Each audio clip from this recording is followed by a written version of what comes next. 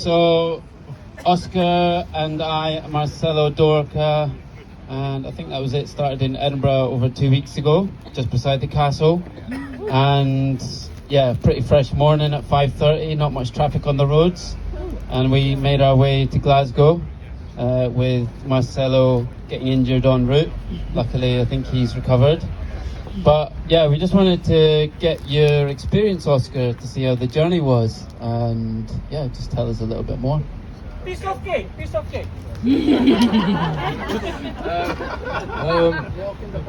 in the park. Thank you guys for all coming. It's quite overwhelming to see everyone here.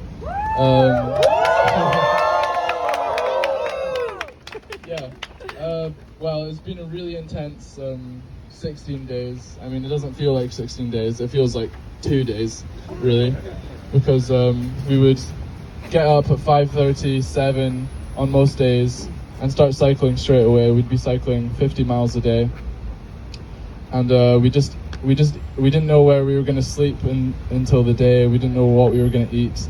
There was events going on. We had to be places on time. So it was all, like, sometimes it was a huge mess, and most of the time, I mean, even if it was a huge mess, everyone carried on and joyfully, and we made it here.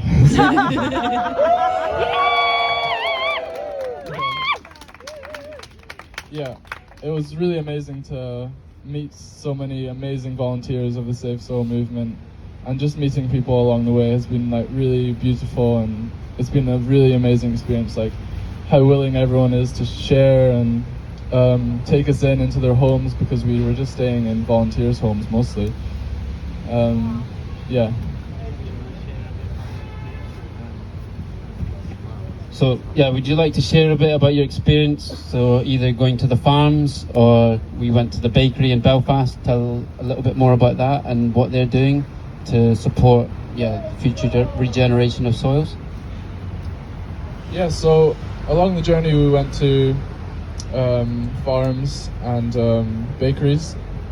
So one bakery we went to in Belfast, the guy, I've forgotten his name, but he used Kieran. So he used flowers that were like flour to make bread, and the flour was grown in a wild farm. So the agricultural practices that the wild farm use are more natural in their nature. So they have weeds, they have different flowers, wild flowers growing in the farm where they have the flour growing. And what was really fascinating was, I don't think I've ever had bread like that. The flour was just like so tasty and vibrant. You could really taste the difference in that. And that's because the soil has so much more active life in it. It has the root systems in the soil. It has more microbial life and organic content happening in the soil, and that goes into the bread, so, and into all of our food. Yeah, and also different farms we went to. One thing which was very clear, we went to 2 regenerative farms. One thing which was very clear was that the farmers that uptook regenerative practices in their farm, they were so they were so happy, and so it was so clear that their yields had increased, that their own well-being has improved. We went to a farm in Wem, in the border of Wales and England, and one of the farmers, Ben, he expressed how it's just the only asset that a farmer has is their soil, and so it's obvious that they would need to improve it. And he really expressed how beneficial it's been, that focusing on the soil and keeping the soil healthy and alive. Yeah.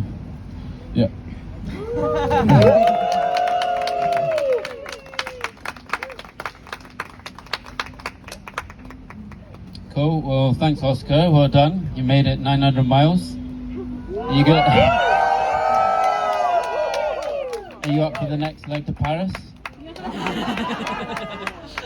Then on to Turkey and Coimbatore. So we'd just like to ask, see if any of the other cyclists would like to come up and share their experience as well. So I don't know if Drew or Nanou or anyone else, Marcello or anyone else, Finn or Vishal, anyone would like to come up? Yeah, we like to hear you. Yeah. Come on. Oh!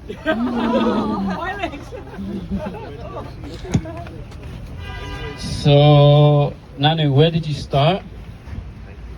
I started in Cardiff. I was really proud of myself because I thought me and Drew were going to go from Cardiff to London. I had no idea that Oscar had already done all of that. So 600 by then. yeah, 600 by then, and he was like, "Hi, I'm Oscar." We're like, "Oh gosh, we have to look cool as him now." So yeah, we've just come from Cardiff. That's still great.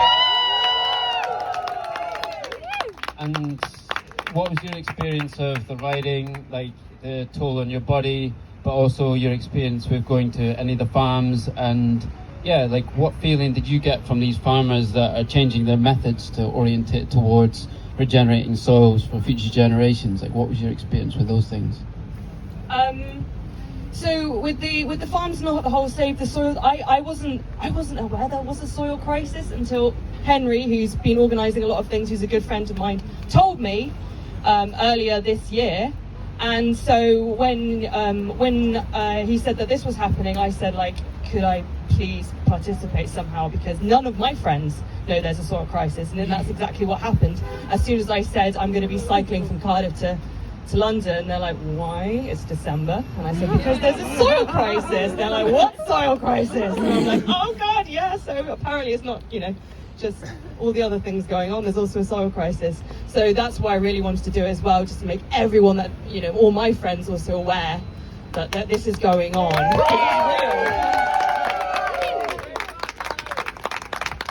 And yeah, what was your take on your experience with like visiting the farms and stuff? Did you see kind of the fields or anything that you could see like a visible difference in the life that was there on these farms, or did you not get to see that? We didn't visit from the stretch that we did. We weren't visiting any of the farms. We were able to meet some of the mayors of Bristol and in Oxford. So they were just really interesting to speak to them, and they, it was really nice because they really listened. I mean, lots of faces here were there with us as well, so that was good, I think. So well done for getting that across. Cool, thank you, Nana. Well done for your part in the cycle. And the famous Marcello. So we had the privilege of cycling together from Edinburgh to Glasgow, where Marcello picked up an injury. But yeah, would you like to share your experience, Marcello? Yeah, I mean, first of all, I wanted to thank every one of you, because it's just with all your support. If it wasn't for every one of you, we couldn't have made it here. I mean, Ciprian, Praveen, everyone, honestly. Obviously, I started from Edinburgh. I had to stop at Falkirk. My knee just went somewhere and left me. I came back after. Oscar stayed with me for a bit. We were unsure if let you go and stay with me, but I said, you should go. It's just as Ciprian would say today, yes, things just happened for no reason. Like if we needed some help just came from nowhere, from people who were no part of the the volunteering. It's just there's some energy here that I wanted to share. It was an amazing experience, honestly, from day one. Thank you so much, everyone. So yeah, I'd just like to extend that thanks to all the people such as Eve and Mariam who have been supporting with the scheduling and all the kind of like backroom stuff. And yeah, the support crews and the drivers and Anna and Sip and Praveen for me. So a big thank you to all these guys. Thank you.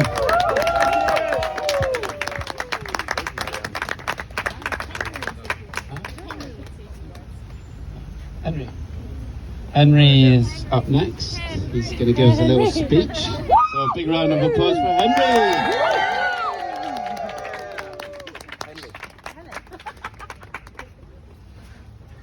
Hey everyone, save soil! Thank you so much for being here. What an adventure it's been. Myself and Eddie, who's around somewhere, we were supporting the cyclists a little bit at some of the events that they had along the way. It's been a huge... We cycled 2 legs as well. Oh, well, it's been a hugely humbling process, actually, to see the dedication that they went through it all with, the willingness to, in December, do those kind of distances on a bike.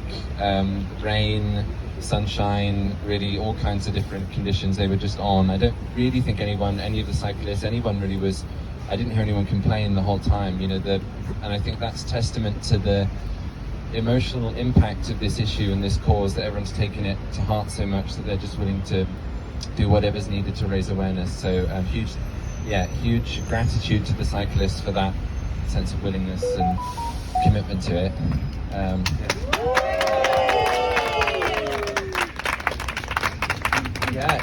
It was wonderful for us that we had so many wonderful engagements on the way. We had the privilege of meeting the Lord Mayors in Dublin, Bristol and in Oxford yesterday, which was wonderful. So their support has been, we're hugely grateful for their support. As well, some of the farmers have been mentioned. Shout out to Regen Ben, the farmer, and to Tim Ashton, who's been hugely supportive as a regenerative farm in Wem, and to the Happy Pair, who are Irish farmers, and we spent some time with them as well. From all of these engagements, whether it was people, farmers, scientists, mayors, whoever we've met, there hasn't been one person that's not been completely with Save Soil or with the message. I think that's been our experience this year since the campaign started. I don't think one person has said we shouldn't save soil, or this is, everyone is kind of behind this. And I think the next step is taking that and demonstrating to policymakers and to people, people in power, that people do want to support policies for soil health, because ultimately everything that we're doing, whether it's cycling, whether it's dancing, standing here, it's all to demonstrate to them that we want change in that direction. We want a concrete soil health policy. With that in mind, for anyone who's just wandered over and is wondering what this all is and why all these people are doing all this stuff, Save Soil, the aim is for a concrete soil health policy. We're pushing for a minimum level of organic content in agricultural soil across the globe, a 3 to 6% minimum. I'm very excited to also, I hope I can announce, that the Save Soil has created technical policy documents for every country globally. They're going to become available today, so if anyone has been with the movement for some time and has been wondering what is all in that, you'll be able to check it out. If there are any policymakers or anyone who's connected to anyone who you think in some way can support us with this and can take that further, please Save Soil. Please get in touch, let us know. We'd love to share this material with you. This isn't a protest, it's not an agitation. We want to work with governments and support them to have soil health policies, so get in touch. If you're not a policymaker and you're wondering what you can do, please share about this on social media. Keep your voice up, hashtag Save Soil. Every post you do, even if it's a picture of your grandparents or your kids or anything, Save Soil. It's hugely important, because the more we raise our voices, the more awareness that's raised, the more we can demonstrate to policymakers that people care about this. So that's the call to action. Just keep raising your voice, talking about soil, posting on social media. Media. Hugely grateful to Press Association for being with us today here. The media response to Cycle for Soil has been wonderful so far.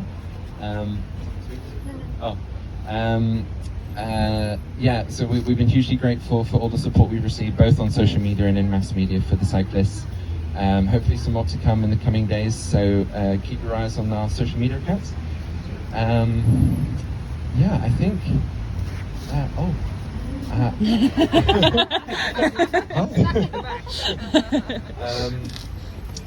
going to pass over to a very special speaker.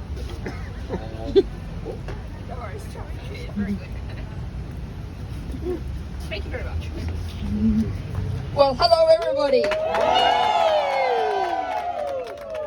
And I'm sorry, the nature of the House of Lords means I just had to come tearing over here. And so I haven't heard anything has been said, but I want to repeat, because I'm sure it's well deserved, a cheer for the wonderful cyclists. And people often ask me, how do I do politics? How do I do political change? And here's a demonstration of there's many, many different ways to do politics, including putting many, many, many miles on a bicycle, which is a pretty good way to do politics, I think. So, well done.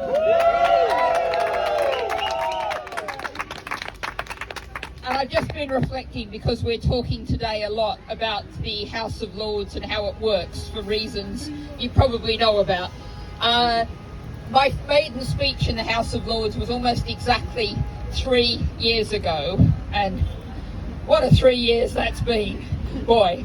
But one of the things that I had a little bit of fun with, but with a serious intent, was I got the word tardigrades into Hansard for the first time ever.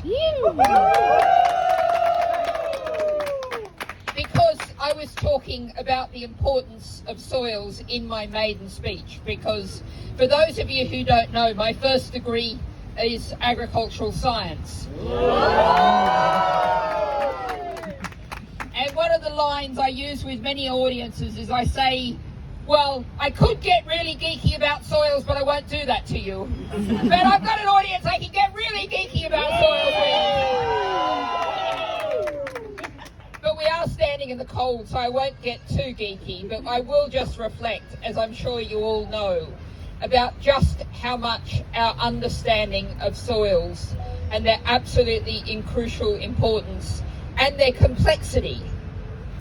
A teaspoon of soil, healthy soil, 1 billion organisms. It can have 1 kilometre of fungal hyphae in that teaspoon of soil. And that is absolutely what we all depend on. Now, I said healthy soil. The Soil Association, you may not have seen this, but on social media they atted me saying, we're doing this stunt for World Soil Day. Will you get your hands covered in soil and, show them to the camera? And it's like, Westminster Park soil. Not entirely sure about that, still thinking about that one. But we know if we go to somewhere like the wonderful, you might know, Wakelands Agroforestry in Suffolk, utterly regenerative, wonderful farm with amazing soils and amazing life that shows what's possible. And so much is possible. And one thing I finally want to reflect on to you is, actually it was just last week or the week before, I had the DEFRA minister in front of me and there in the House going, oh yes, the government really believes in agroecology. Well, I'd ask you to have a look and follow the debates that are coming up on the genetic technology brackets precision breeding bill. This is the gene engineering bill that the government wants to deregulate and apply the magic bullet approach that says we're going to find that perfect gene that's resistant to drought and put it in everything and then everything will be fine. Which is the absolute opposite of agroecological, regenerative, working with nature rather than trying to cosh it into submission approach. So I'd urge you, as well as saying regularly save soil, also really having a look and seeing and getting involved in that, because that bill needs a lot more attention and that poll needs a much more focus. So thank you. I'll take that as a yes. And you know what? I always focus on the hope, and there are huge numbers of amazing things happening. I was at Groundswell and lots of this year, and even lots of really quite conventional farmers were there, changing their ways, changing their thinking. There's places like Wakelands, but there's also in The Guardian today a wonderful story about how farmer-led, they're breeding varieties of wheat, drawing on the wild ancestors, crossing the wild ancestors with conventional breeds and producing a genuinely drought-resistant, diverse crop that can work for farmers. So, you know, if you ever want, for soils or anything else, the key thing is not silver bullet, single, narrow answers. Diversity is the key to plant health, to soil health, to societal health. So thank you for everything you do and everything you're doing. I'm here doing what I can. I can ask the government written questions. Feel free to reach out to me if you've got a particular issue you'd like to raise. But in the meantime, keep making politics what you do, not have what you have done to you, because that's the way we're going to get to the society we need. Thanks very much, everyone.